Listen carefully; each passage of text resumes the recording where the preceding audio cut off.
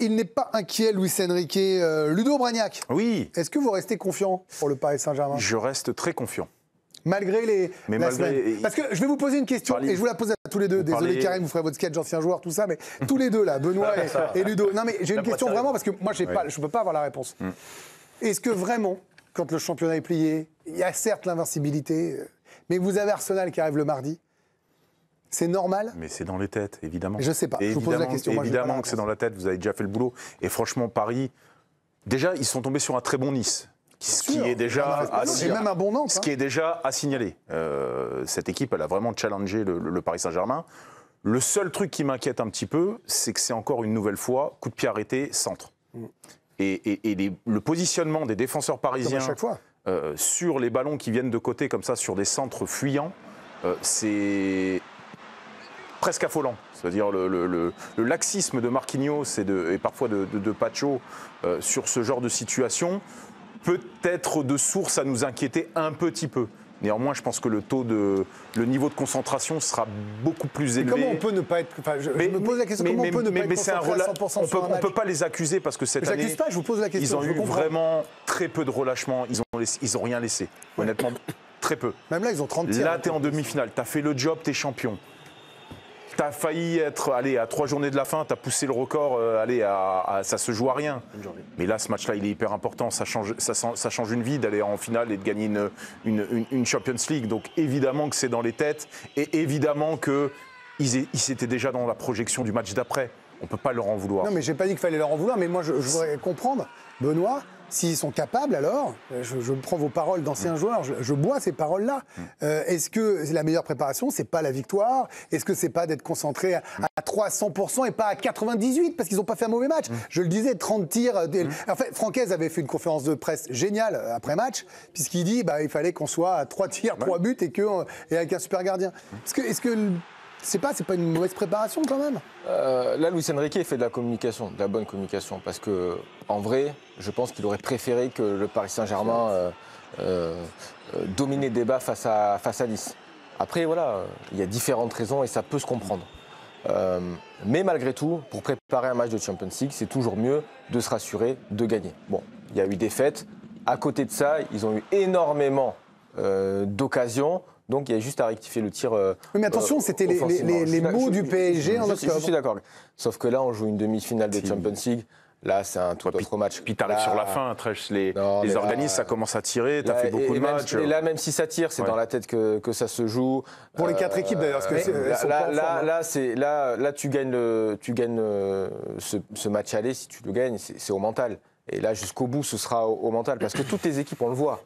Les équipes sont fatiguées. On a vu le Barça samedi. Limite, hein. Ils ont eu un gros creux en début de seconde période où on sentait que c'était compliqué pour eux. Tout le monde est fatigué. Là, ce sera au mental. Ce sera sans doute aussi au talent. Oui, parce que finalement, alors il y a l'Inter aussi qui a perdu ce week-end contre la Roma et qui a peut-être perdu même le titre, puisque le Napoli est repassé devant. Mais c'est vrai que quand on regarde l'état de forme des deux équipes qui vont s'affronter, Arsenal et le Paris Saint-Germain, sur les 10 dernières rencontres, on n'est pas sur une domination sereine sur des statistiques qu'on avait pu voir de ces deux équipes au mois de février, au mois de mars. Arsenal, c'est seulement 50% de victoire. Ça marque moins de buts, ça réalise moins de clean sheets. Des deux côtés, il y a un état de forme qui est plus inquiétant ou pas, mais en tout cas qui est généralisé en Europe sur les demi-finales. Est-ce que c'est parce qu'il y a la demi-finale qui arrive? En fait, Karim, on sera en 8e. Ces chiffres-là seraient alarmants pour les 4 équipes d'ailleurs encore en lice, même si le Barça a gagné. Je sais bien qu'on peut en faire exception.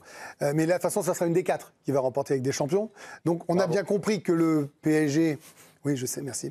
Ou même Arsenal, finalement... Et même le Barça et l'Inter, en fait. Ils gagneront en prenant des buts, il faudra juste en mettre un de plus. Enfin, je veux dire, maintenant, on ne peut pas leur demander d'être imperméables. Non, mais on ne peut pas comparer, et quel que soit le moment de l'année, un match de Ligue des Champions, un match de championnat. La motivation n'est pas la même, l'implication n'est pas la même, l'intensité n'est pas la même. Là, quand vous regardez dans le détail, si on s'arrête juste à la lecture du résultat, on va dire, OK, PSG a perdu, record d'invincibilité ne sera pas là, et Paris perd contre Nice à domicile 3-1. Mais quand vous regardez le match, Boulka, il fait un match extraordinaire. Alors, on n'en a rien à Nice, qui fait franchement une fin de championnat superbe et vraiment une saison vraiment intéressante. Mais voilà, le match de Boulka fait que dans un monde normal, avec un gardien un peu moins fort, il y a à minima match nul dans ce match-là entre le PSG et Nice. Et on n'aurait peut-être pas ce débat-là aujourd'hui. En revanche, moi, le match qui m'inquiétait un peu plus, c'est celui de Nantes, où j'ai pas vu un pari souverain non plus contre une équipe qui se bat pour se maintenir.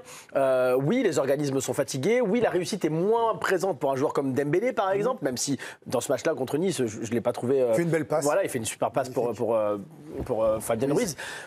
Moi, la semaine dernière, je disais que le PSG, pour moi, avait une avance par rapport à Arsenal. Je le pense toujours, je pense que la confiance est toujours là, que Luis Enrique saura trouver les mots pour son équipe. En revanche, Arsenal, on ne parle pas beaucoup de l'adversaire, mais c'est vrai que cette équipe-là, cette saison, a montré une qualité de rebond également intéressante. Ce fut le cas dans le même match contre le Real Madrid la semaine dernière. Oui, mais les deux équipes se ressemblent en ça, parce que Paris contre City, ils ont eu du rebond. Exactement. Aussi. Et je ne sais pas si c'est une bonne chose vraiment d'avoir une équipe un peu miroir, même si ce ne sont pas les mêmes styles de jeu, tout cela. Mais parce qu'ils ont quand même pris 2 buts, on peut aussi dire que Paris prend 3 buts, mais ils en prennent 2 contre Crystal Palace à domicile. Il va falloir vraiment que le PSG ait un degré, au-delà du talent dont tu parles, je suis complètement d'accord avec toi, le maître mot sera la concentration. Vous avez évoqué ce mot-là, la concentration sera primordiale dans ce match-là contre Arsenal. C'est ce qui a fait défaut d'ailleurs au Real Madrid dans le tour précédent. Ce qu'il fallait absolument, c'est que les joueurs aient du rythme, le 11 titulaire ait du rythme. Je crois que d'ailleurs Arsenal, c'est pour ça qu'il les a fait jouer. Je crois qu'à Arsenal, ils ont pris une autre option, d'ailleurs de faire plutôt du frais.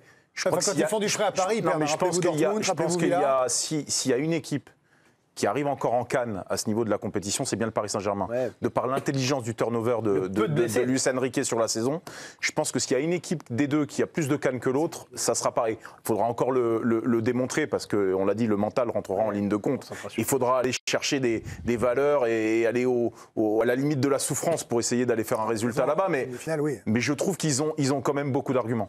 Il y a quand même cette série d'invincibilité. Alors, ça nous a permis un truc, c'est de voir que les Nantais avaient beaucoup d'humour. C'était plutôt sympa de voir leur réaction, voilà, ce record, tout ça. Est-ce qu'ils en font un drame, les Parisiens ? Absolument pas. Alors, vous parliez, Greg, de la réaction. C'était sympa, ce petit chambrage des Nantais pour le plaisir. On revoit ensemble cette photo publiée par le compte X des Nantais avec Patrice Loco, Nicolas Houedec. C'est 32 matchs, donc que les Parisiens ne battront pas. Ce record qui restera pour les Canaries. Alors, les Parisiens, franchement, cette défaite, elle reste finalement assez anecdotique. Ils en avaient fait, certes, un objectif pour motiver les troupes en cette fin de saison. Luis Enrique avait longtemps dit « je suis pas là pour établir des records, mais pour gagner des titres ». Et pour avoir échangé avec Loïc Tanzi, qui suit de près le Paris Saint-Germain, en interne, on n'en fait absolument pas un drame. On est 100% focus sur la Ligue des Champions, comme le disait Ludo, comme le disait Benoît. On part du côté d'Arsenal, on va à l'Emirates. On a retrouvé notre Tintin reporter, Giovanni Castelli est avec nous, avec Jérémy Jalingro derrière la caméra. Bonsoir messieurs, bonsoir Giovanni. Giovanni, on en a pris l'habitude, maintenant il faut nous gâter. On attend ça, une petite visite de l'Emirates. Bien sûr, Greg, pour votre retour de vacances, j'espère que ça se passe bien, la reprise au boulot. Alors, on va commencer par la tribune de presse, une fois n'est pas coutume. Juste là, ici, à l'Emirates, on est très très proche de la pelouse, ça c'est une grande chance. Et on va descendre justement sur cette pelouse qui est sublime comme toutes les pelouses anglaises. Et pour une fois, Greg, la température est exceptionnelle. Donc, va y avoir en plus du soleil sur un terrain anglais. C'est rare. Jérémy, te casse pas la figure. On voit sur la gauche le staff d'Arsenal qui est déjà présent, même si c'est les Parisiens qui vont débuter l'entraînement dans quelques instants. Et puis, ces tribunes magnifiques de l'Emirates Stadium. Alors, on va pas vous vendre une ambiance aussi folle qu'à Villa Park ou à Anfield, parce que là, c'est un peu plus calme. Disons que les Londoniens ici à Arsenal sont plus tranquilles, mais c'est un stade vraiment qui a du coffre, qui a de l'ampleur. J'aimerais bien, on va s'approcher un petit peu pour voir cette belle et magnifique pelouse. Voilà, vous voyez, conditions impeccables, pelouse sublime, soleil. Là, il y a des anciens joueurs, je crois qu'il y a Ludo Obraniak en plateau et j'ai entendu aussi Karim Benani qui a joué à Coventry, même si c'est loin. Là, ça doit rappeler des souvenirs. Elle est magnifique, cette pelouse anglaise. Ce qui est bien, c'est que vous faites double faute. C'est-à-dire que vous relancez Karim sur Coventry, ce que je ne veux pas, et vous oubliez Benoît Tréboulinas en tant que joueur. Donc là, autant vous dire, Giovanni, qu'à mon avis, vous êtes une énorme casserole. Je ne peux pas vous dire autre chose. Giovanni connaît ses classiques. Ouais, vraiment, c'est terrifiant. La pelouse est belle, on l'a bien vu. Allez-y. Oui, non, mais j'avais pas entendu qu'il y avait Benoît, évidemment. Benoît, l'immense latéral gauche des Girondins et de l'équipe de France. Un bien plus beau pied gauche que Ludo, d'ailleurs. Voilà, là c'est bien. Là, vous remettez un peu d'huile sur le feu. Là, on apprécie. Vous restez avec nous, Giovanni. Il est beau ce stade-là, Benoît. Je suis pas sûr qu'il soit très bruyant, ce soir de match. Apparemment, c'est pas non plus une ambiance incroyable. Et là, c'est une demi-finale. C'est encore autre chose, là. Oui, mais là, après, ce sera les ambiances à l'anglaise. C'est-à-dire que sur le premier tacle de Partey qui va rentrer dedans sur du Dembélé ou sur du il joue pas le match aller. Il joue pas Partey. Bref, si c'est Declan Rice, c'est pareil. Ça va gronder parce que les Anglais, ils aiment ça. Ils aiment mettre un peu la pression. Imaginez le coup franc. Imaginez qu'ils aient un coup franc 25 mètres. Là, ça va pousser. Ça va faire du bruit. Ça va complètement pousser. Et puis juste pour terminer, la chance à ces équipes anglaises, c'est qu'ils jouent sur des terrains exceptionnels. C'est-à-dire que là, le terrain. Le parc aussi, c'est vraiment une des plus belles pelouses. Là, je peux vous dire que ça va aller très vite. Il va y avoir beaucoup d'intensité. Le terrain est très grand. Pelouse parfaite, on s'attend à un très beau match. On oublie l'attente qu'il y a autour d'Arsenal aussi, parce qu'on parle beaucoup du PSG, évidemment, en France, c'est logique. Mais l'attente autour de ce club-là, 2006, la dernière finale de Ligue des Champions contre le Barça, on s'en souvient avec la victoire du Barça de Ronaldinho, la sortie de Pires, etc. Voilà, il y a une attente quasiment 20 ans, 19 ans, qu'Arsenal n'a pas été en finale de la Ligue des Champions. Voilà, c'est une attente colossale. Oui, Paris est plus habitué au final et aux demi-finales qu'Arsenal ces dernières années. Et c'est aussi une sorte, et on en parlait beaucoup sur ce plateau et dans les autres émissions de foot, une sorte d'aboutissement pour Arteta. On a fait confiance à Arteta depuis de nombreuses années, souvent critiqué parce qu'il n'arrivait pas à gagner un trophée avec cette équipe-là. Il a mis en place une stratégie, une tactique. Il a vraiment remodelé ce club-là comme a essayé de le faire Wenger pendant de nombreuses années. Il est là depuis longtemps. C'est une sorte d'aboutissement et d'apothéose aussi pour lui. Donc voilà pourquoi c'est un match qui lui tient à cœur aussi peut-être pour Giovanni, la conf tout à l'heure, on a vu Vitinha, on l'a écouté un petit peu, on a écouté Luis Enrique. Comment vous les avez trouvés? Qu'est-ce que vous avez retenu de cette conf? Parce que Vitinha, c'était un des leaders. Ça fait un petit mois quand même qu'il est un peu en deçà et en dedans et qu'il livre même des prestations plus que quelconques, un peu suffisantes. Qu'est-ce que vous en pensez de leurs prestations? Pour le coup, Vitinha a été assez honnête. Il a dit qu'effectivement, il était moins bien. Il a dit voilà, on n'est pas des robots, on est des humains, donc je ne suis pas particulièrement inquiet. Et demain, tout ira bien. Pour ce qui est de Luis Enrique, honnêtement, ça faisait longtemps que je l'avais pas trouvé. Alors tendu, c'est un tantinet excessif, mais disons que voilà, il n'était pas aussi décontracté que d'habitude. Il a joué la carte qu'ont joué les deux Olympiques depuis le début de la saison, à savoir seul contre tous. Vous êtes négatif autour de nous, alors que j'ai l'impression, et pour le coup, je pense que tout le monde le partage en plateau, Greg, que le climat est extrêmement positif autour du Paris Saint-Germain depuis la victoire face à Manchester City. Donc ça veut dire, mine de rien, en dépit de ce qu'on nous raconte et de ce qu'on nous dit, que la période actuelle que traverse le PSG, c'est pas anodin et qu'il y a un petit peu de tension, mais c'est logique. En tout cas, c'est ce que j'ai ressenti à travers le comportement et les mots de Luis Enrique.